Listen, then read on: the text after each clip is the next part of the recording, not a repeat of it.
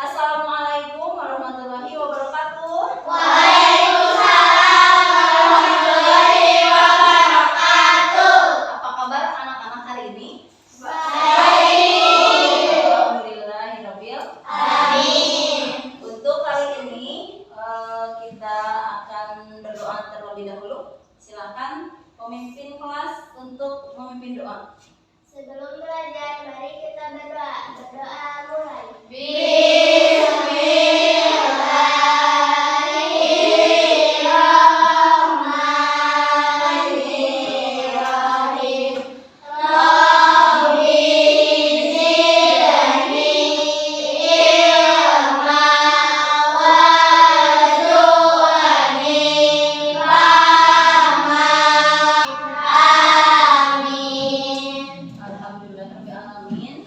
Mudah-mudahan apapun yang kita panjatkan kali ini berkah untuk kita semua. Amin ya Allah ya Rabbal Amin. Baik, kita bertemu di pertemuan pertama untuk pembelajaran baru, yaitu tentang coding dan kecerdasan artifisial, di mana pada pertemuan kali ini kita akan membahas tentang modul 2, yaitu tentang berpikir komputasional.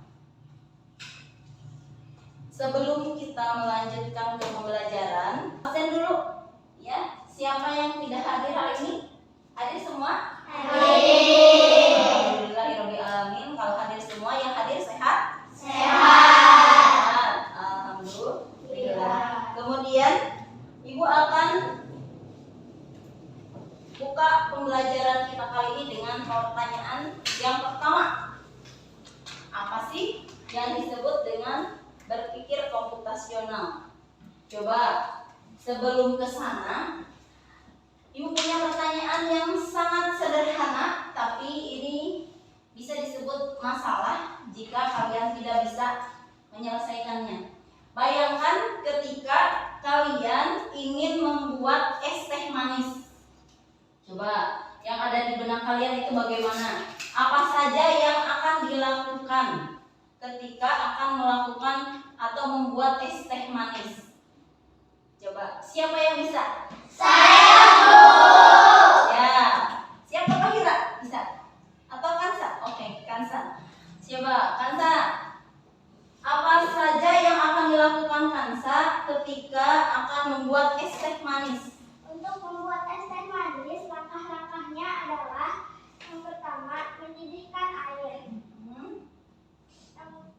Ini adalah langkah paling awal dan penting. Air panas diperlukan untuk menyeduh teh agar rasa dan rasanya keluar dengan maksimal. Yang kedua, menyiapkan teh dan gula. Sambil menunggu air mendidih, saya akan menyiapkan kantong teh atau daun teh dan ditakarkan gula yang diinginkan di dalam wadah atau gelas. Setelah itu, baru saya bisa melanjutkan langkah-langkah selanjutnya, yaitu menyeduh teh, menambahkan gula, dan terakhir menambahkan es batu. Ya, baik. Itu salah satu jawaban yang bagus. Ya, bagaimana cara kita membuat es teh manis? Yaitu dengan cara menghangatkan dulu atau mendidihkan air, kemudian membuat atau menyiapkan tehnya serta gulanya, kemudian menuangkan ke dalam gelas ya, atau cangkir dan sebagainya. Kemudian selain ini, coba dalam kehidupan sehari-hari kita suka berkegiatan dari mulai pagi sampai malam ya. Siapa yang bisa mengurutkan langkah-langkah apa saja yang dilakukan ketika mulai bangun tidur, dari mulai bangun tidur sampai berangkat ke sekolah? Coba, siapa? Saya, Bu. Ya, siapa? Ayo, siap. Bu, setelah bangun tidur, merapikan tempat tidur, Ya. berwudu dan bersolat subuh, mandi, sarapan, pakaian, memeriksa dan merapikan buku pelajaran, berpamitan kepada orang tua, lalu berangkat ke sekolah. Sip, itu juga termasuk salah satu langkah-langkah yang sederhana yang sering kita lakukan atau laksanakan di dalam kehidupan sehari-hari, tidak secara langsung itu disebut dengan berpikir komputasional. Jadi berpikir komputasional itu ada langkah-langkah yang harus kita tuju dulu sebelum mencapai hasil yang maksimal. Ya. Kemudian sekarang kita sampaikan dulu tujuan pembelajaran. Untuk tujuan pembelajaran yang akan kita capai pada pertemuan kali ini, yang pertama, kalian atau peserta didik dapat memahami betul bagaimana prinsip dasar berpikir komputasional itu. Yaitu ada berapa prinsip? Ada 4 prinsip. Yang pertama, dekomposisi. Yang kedua, menemukan pola. Yang ketiga, abstraksi. Dan yang keempat, algoritma. Ini ya tujuan yang akan kita capai pada pembelajaran kali ini. Kalian diharapkan bisa memahami prinsip-prinsip dari berpikir komputasional yang 4 ini. Dan yang kedua, dapat memecahkan masalah sederhana. Ya, dengan apa? Dengan menggunakan prinsip berpikir komputasional, yaitu dengan 4 prinsip tadi. Siap? Bisa dilaksanakan? Ya, harus bisa ya. Kita belajar bersama-sama. Oke? Coba kita masuk ke kegiatan yang selanjutnya. Ibu sediakan gambar. Perhatikan gambar, ada 3 gambar di depan. Dari 3 gambar ini tentunya yang pertama ada masalah. Ya. Yang kedua, apa yang harus kita pecahkan dari masalah ini. Nah, langkah-langkahnya yang akan kita capai bagaimana? Coba dari 3 masalah yang ada di gambar di depan, siapa yang bisa atau dapat menjelaskan pengamatannya? Apa masalah yang dipilih? Coba, siapa yang mau? Saya. Baik, karena semuanya serempak, kompak. Coba ibu minta kepada Pak Hira.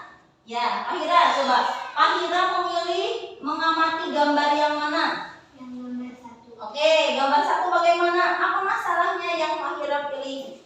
Pada gambar 1, masalahnya ada robot yang sedang berada di ruangan kotor dengan sampah yang berserakan. Oke, bagus. Pengamatannya cukup baik karena di gambar secara jelas ya ditampilkan dengan robot ini dikelilingi dengan sampah yang berserakan. Ini masalah bukan? Masalah. Kalau masalah berarti kita harus bisa menyelesaikannya. Nah, bagaimana langkah-langkah penyelesaiannya?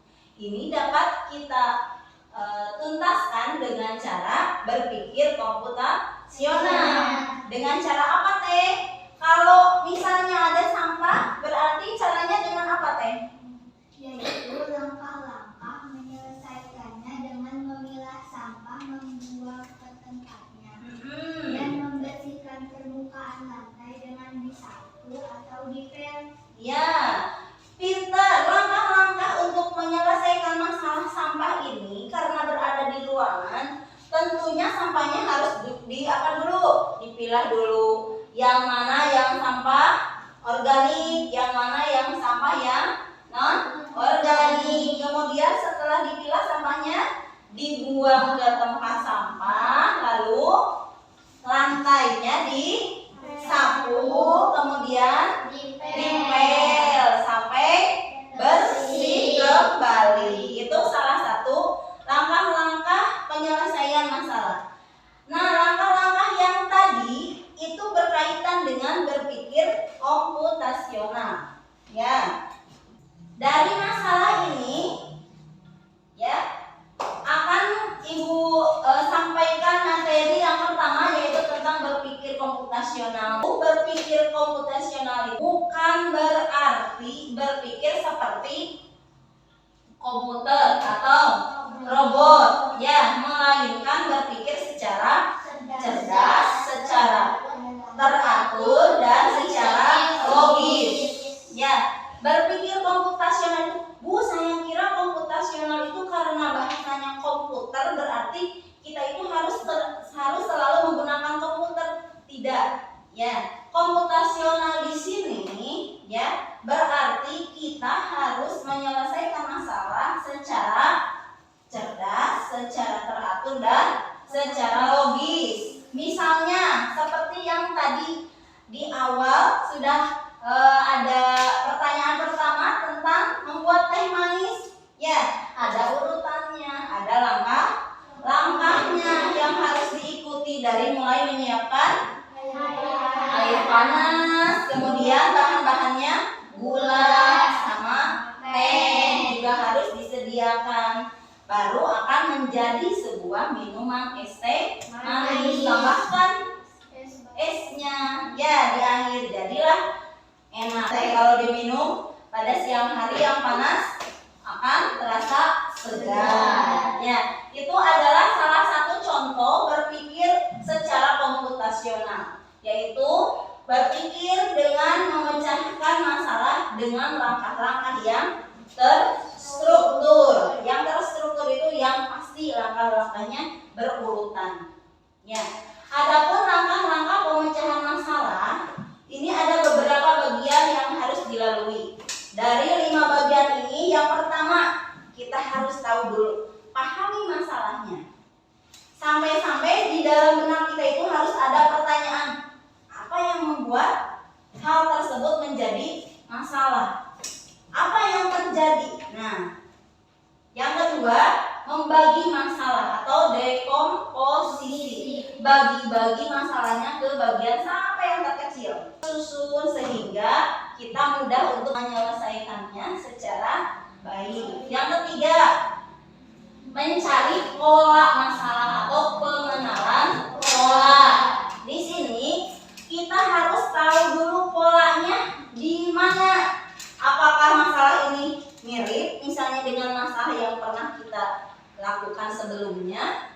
Ya. Yang keempat, memilah informasi penting dari masalah itu atau abstraksi. Dipilah mana yang penting, mana yang tidak penting, mana yang bisa dijadikan informasi dari sebuah masalah itu. Kalau yang tidak berkaitan kita buang. Yang kelima, menyusun langkah penyelesaian masalah, berpikir algoritmis. Nah, di sini buatlah solusinya, ya, dengan langkah demi langkah seperti menyusun resep, dimulai dari bahan, langkah-langkah dari awal sampai akhir, sampai pada tujuan yang akan kita capai. Bisa dipahami? Bisa. Ya. Kalau sudah bisa dipahami, kita akan secara rinci menjelaskan tentang prinsip-prinsip berpikir komputasional. Yang pertama, dekomposisi. Kita akan belajar di dalam kehidupan sehari-hari biar lebih lebih paham, ya. Biasanya kalau dikaitkan dengan kehidupan sehari-hari, kita dapat mudah memahami apa itu dekomposisi. Tuh contohnya, saat kita akan membuat roti isi telur ceplok, pernah nggak di rumah membuat roti ada telurnya, ya? Terus kita mulainya dibuatnya dari bahannya apa saja? Ya, kita urutkan. Ya, kemudian selanjutnya pengenalan pula. Di sini Ibu sudah kaitkan dalam kehidupan sehari-hari. Contohnya, setiap hari Rabu Andi mengikuti latihan sepak bola di sekolah. Namun setiap kali latihan Andi sering terlambat. Kenapa terlambatnya itu?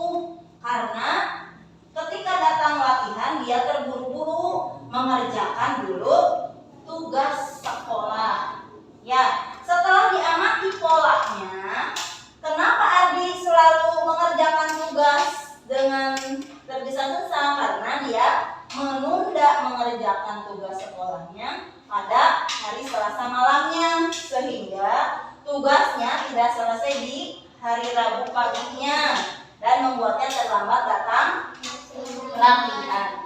Coba dari cerita ini kita bisa membuat pola apa saja. Apa pola yang dapat ditemukan dalam cerita Ardi ini? Polanya pola apa? Coba siapa yang bisa? Coba Karin. Pola apa yang bisa ditemukan dalam cerita Ardi? Pemicu, tindakan, akibat. Ya, pola ini dipicunya dari apa? Hari malam Selasa. Ya, dipicunya dari hari Selasa malam. Hari Selasa malamnya ini apa saja tindakannya? Menunda mengerjakan tugas. Ya, menunda mengerjakan tugas sekolah. Akibatnya apa? Tugas tidak selesai tepat waktu. Ya, tugasnya tidak selesai tepat waktu. Dari cerita ini kita bisa mengenal, oh berarti polanya karena terlambat datang latihan berarti dipicu oleh masalah. Kemudian tindakan yang bermasalah dan akibatnya juga akan terlambat. Bagaimana cara mengatasinya? Coba kalau misalkan dipicunya seperti itu, langkah-langkah atau tindakannya dan akibatnya kesiangan, apa yang bisa diselesaikan dari masalah tadi? Ulang ya, Junya. Nah, dari pola yang kita temukan tadi, nah bagaimana cara mengatasinya? Coba siapa yang bisa? Baik. Siapa? Karin aja, Karin. Lanjutkan. Satu, dekomposisi masalah. Hmm. Dua, menerapkan algoritma. Baik. Kalau dari komposisi masalah, coba uraikan bagaimana caranya. Tadi perlu memecah masalah besar tugas sekolah Ya. menjadi bagian-bagian yang lebih kecil. Yaitu dengan cara membuat daftar. Semua tugas. Ya, daftar tugasnya secara berurutan sehingga tidak terjadi lagi penumpukan tugas. Yang kedua dengan cara algoritmanya.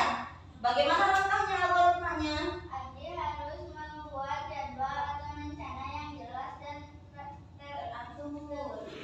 Ya, terstruktur. Ya, membuat jadwal yang terstruktur berarti harus mempunyai catatan. Jangan sampai kita mengikuti semua kegiatan tapi kita tidak bisa menyelesaikan satu kegiatan yang untuk mengikuti kegiatan yang lain. Bisa dipahami? Bisa. Baik. Selanjutnya abstraksi. Nah, dari pengertian tadi abstraksi kita dapat memberikan contoh dari kehidupan sehari-hari. Contoh ceritanya, Sandi ingin menjelaskan cara membuat telur dadar kepada temannya. Akan tetapi Sandi hanya boleh menyebutkan 3 langkah utama saja. Coba apa yang bisa kita bantu untuk menyelesaikan masalah Sandi ini? Coba kalau misalkan menggoreng telur dadar biasanya pada bisa ya? Bisa tidak? Gampang katanya. Kalau membuat telur dadar gampang. Coba tuliskan 3 langkah atau sebutkan siapa yang bisa. Sebutkan 3 langkah penting membuat telur dadar. Siapa yang bisa? Siapa? Sebutkan. Contohnya yang pertama, apa langkah pertama? Yang pertama, kocok telur dan bumbui. Iya. Yang kedua. Panaskan minyak atau mentega di wajan. Yang ketiga, tuang adonan telur dan masak hingga matang. Iya. Yang kedua, mengapa Kansa tadi memilih langkah-langkahnya seperti tadi dan menganggapnya sebagai informasi penting? Karena Langkah pertama, kocok telur adalah tahap persiapan. baik. Langkah kedua, panaskan wajan adalah tahap yang memastikan proses inti dapat berjalan dengan lancar. Ini adalah prasyarat untuk memasak. Langkah ketiga, memasak adalah tahap proses inti komputasi di mana transformasi terjadi. Ini adalah langkah yang mengubah bahan mentah menjadi hidangan yang siap disajikan. Baik, bisa dipahami? Bisa.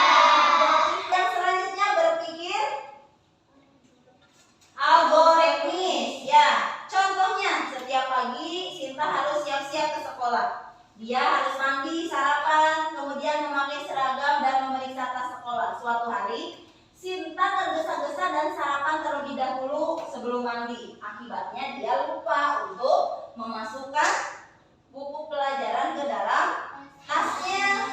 Ya, coba dari kejadian atau masalah Sinta ini kita bisa membuat langkah-langkah apa saja yang bisa dilakukan Sinta agar ke sekolahnya itu siap atau baik ke sekolahnya. Bagaimana caranya?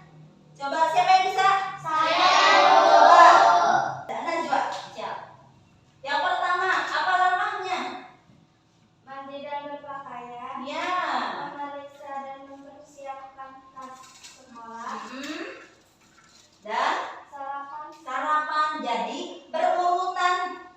Masalahnya jangan tergesa-gesa atau jangan terburu-buru. Urutkan sesuai dengan langkah-langkah yang baik agar hasilnya atau tidak ada yang tertinggal. Dan yang kedua, susunlah urutan yang tepat agar kegiatan Sinta di pagi hari itu bisa berjalan dengan teratur. Contohnya, 1. Di kelompok ini. ya. Masalah siap-siap ke sekolah dibagi menjadi tugas-tugas ujian. Ya. Yaitu mandi, berpakaian, menyiapkan tas, dan sarapan. Yang kedua, algoritma. Langkah-langkah disusun secara berurutan dan logis. Tugas yang paling krusial dan memiliki potensi masalah menyiapkan tas ditempatkan di tengah. Ya. Karena dua kegiatan rutin, mandi dan sarapan, untuk memastikan tidak ada yang kelewat. Ya, baik. Dari kejadian atau persiapan sekolah Sinta tadi, kita bisa mengurutkan langkah-langkah yang tepat supaya Sinta tidak sampai ada yang tertinggal, ya, dan langkah-langkahnya juga teratur dengan cara dekomposisi dan algoritma. Ya, kemudian, nah di sini Ibu akan bagikan LKPD dari 5 tantangan di depan. Salah satunya ada menanak nasi, membereskan kelas yang berantakan, membuat jus mangga, memasak nasi goreng, menanam pohon. Dari 5 itu coba diskusikan dengan kelompoknya bagaimana situasi yang dipilih, apa masalahnya dan apa tujuannya. Ditulis dengan langkah-langkahnya secara lengkap di LKPD. Kerjakan secara berkelompok, ya.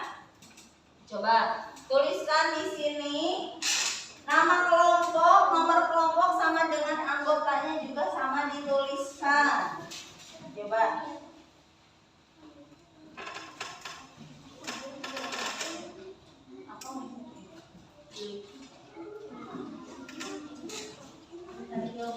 Dari 5 tantangan ini, 1 kelompok 1 tantangan pilih. Jangan lupa tuliskan nama kelompoknya.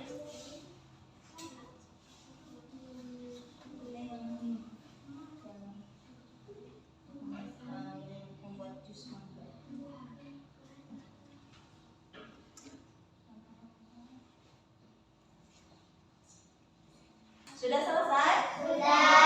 Baik, kalau sudah, kelompok mana yang akan presentasi duluan? Sudah semua ya? Siap? Dari 4 kelompok ini, kelompok mana yang akan maju ke depan terlebih dahulu? Siap? Oke, kelompok 4 ya? Siap, kelompok 4 siap maju ke depan untuk mempresentasikan hasil diskusi kelompoknya tadi. Silakan. Dari 4 tantangan yang ada di LKPD, tantangan mana yang dipilih oleh kelompok 4? Ya, situasi yang dipilih berarti memasak nasi goreng. Oke, sok coba presentasikan. Assalamualaikum warahmatullahi wabarakatuh. Waalaikumsalam warahmatullahi wabarakatuh. Kami dari kelompok 4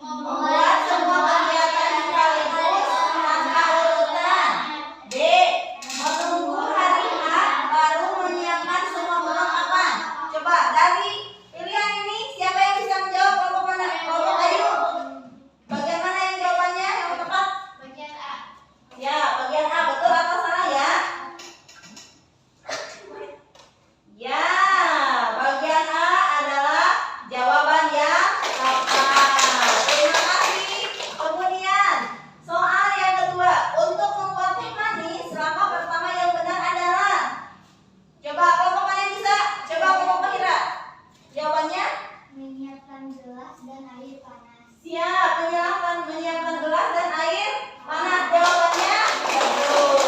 Ya. Dari sini Ibu harap kalian sudah paham apa itu yang dimaksud dengan berpikir komputasional. Baik. Dari sini kita akan merefleksi terlebih dahulu apa manfaat dari berpikir menggunakan prinsip berpikir komputasional. Coba, apa manfaat yang akan kita capai ketika kita berpikir menggunakan prinsip komputasional? Oke, siap. Teh Karin, manfaatnya pertama apa Teh? Memecahkan masalah Memecahkan masalah kompleks. Yang kedua, meningkatkan kemampuan analisis. ya, jadi kita selalu beranalisis. Yang ketiga, Fokus pada hal penting. ya, yang keempat, Mengembangkan solusi yang efisien. ya, yang efisien. Dan selanjutnya, Meningkatkan kreativitas dan logika. ya, baik. Dari prinsip-prinsip tadi, Ibu harap itu bisa dilaksanakan atau dipraktekkan di dalam kehidupan kita sehari-hari. Karena manfaatnya juga sangat banyak. Ya, diantaranya tadi yang bisa disebutkan oleh rekan kita. Kemudian, kapan kita bisa memakai cara ini di dalam kehidupan kita? Kapanpun kita bisa, ya. Dan dimanapun juga kita bisa. Karena apa? Berpikir komputasional itu, awas, jangan lupa, bukan berarti kita berpikir secara robot, seperti robot, tetapi berpikir secara teratur, logis, dan beraturan. Ya. Kemudian, sebelum ke kesimpulan, Ibu akan membagikan LKPD, dan ini ada di kertas, akan Ibu bagikan, dikerjakan secara mandiri, dikerjakan sendiri ya. Kerjakan, coba amati petanya. Ada Kapten Milo di sana kehilangan peta katanya ya.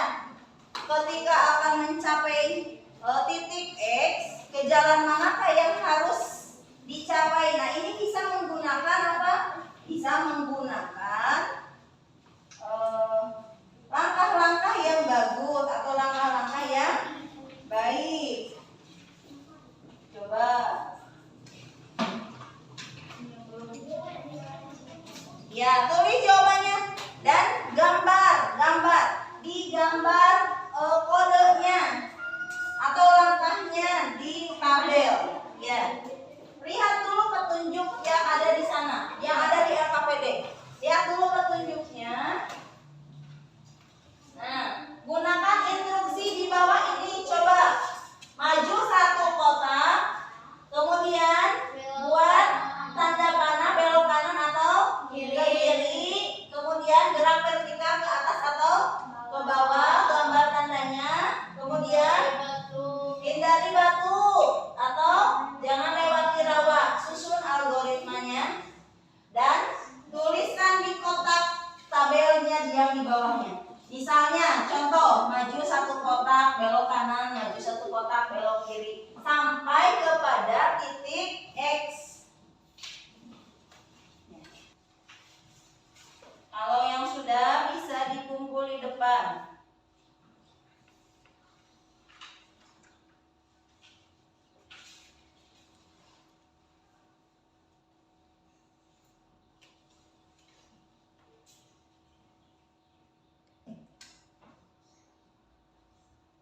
Di sini bisa dituliskan maju, misalnya untuk ke sini kaptennya berarti maju satu kotak ya. Kemudian belok ya, belok ke kanan, berarti ke sini belok ke kanan, lalu maju satu kotak lagi. Tuliskan kalimatnya, algoritmanya di kotak yang di bawah.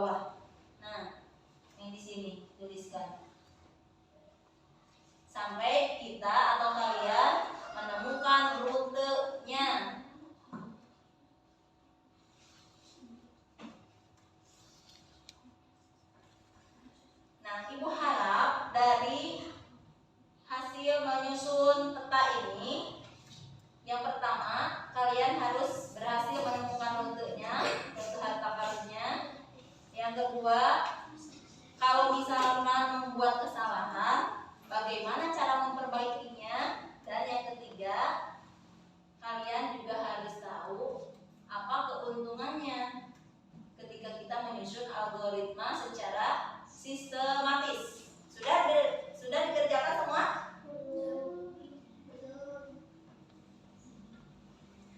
Baik, kalau belum, coba selesaikan terlebih dahulu.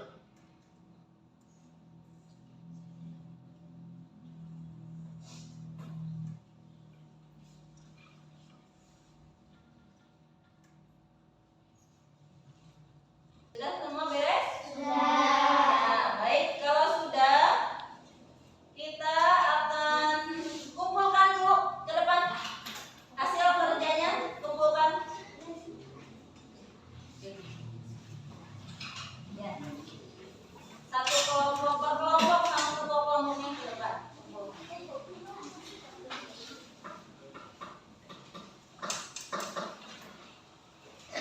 Ini kelompok 3, kelompok 4, kelompok 1 ya. Kelompok 2 sudah.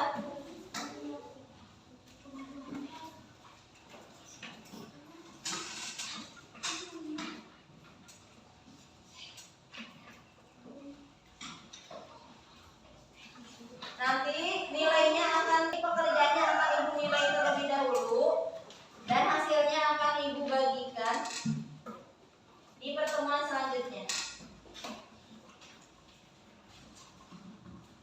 Ya, untuk LKPD semua sudah mengumpulkan? Jika sudah, kita akan masuk ke penutup, yaitu yang pertama kita akan merefleksi, di mana bagian ini ibu harap kalian bisa mengambil manfaat. Yang pertama, coba ibu akan berikan pertanyaan terlebih dahulu. Apa manfaat berpikir menggunakan prinsip komputasional? Manfaatnya kita bisa menyelesaikan masalah dengan teratur dan efisien. Kapan saja kita bisa memakai cara berpikir komputasional? Kapanpun kita bisa menggunakan cara, baik itu secara dekomposisi atau algoritma atau abstraksi dan pengenalan pola. Ya. Dari keempat prinsip tadi, ibu harap kalian sudah bisa memahami. Jika pun belum memahami, boleh ada yang mau ditanyakan. Ada yang mau ditanyakan? Ya, kalau tidak ada yang mau ditanyakan, kita akan masuk ke kesimpulan, di mana yang pertama berpikir komputasional itu, sekali lagi, yang pertama yaitu berpikir komputasional bukan cara berpikir secara komputer atau robot, tetapi berpikir yang cerdas, kemudian teratur dan logis. Ya, tentunya untuk menyelesaikan suatu masalah, baik itu masalah yang sederhana ataupun yang rumit. Kemudian yang kedua, pemecahan masalah, artinya mencari cara terbaik untuk menyelesaikan suatu masalah atau kesulitan atau tantangan, seperti yang sudah tadi kita laksanakan ya. Yang ketiga, masalah dapat diselesaikan melalui dekomposisi atau pengenalan pola atau dan berpikir algoritmis. Ya, dari keempat prinsip ini harus bisa salah satunya paham. Jadi secara langsung kita mempraktekannya dalam kehidupan sehari-hari. Bisa dipahami? Bisa. Sebelum penutup, sebelum pulang, ibu punya tepuk untuk mengingat ya, untuk mengingat 4 prinsip dari berpikir komputasional. Tepuk komputasi, dekomposisi,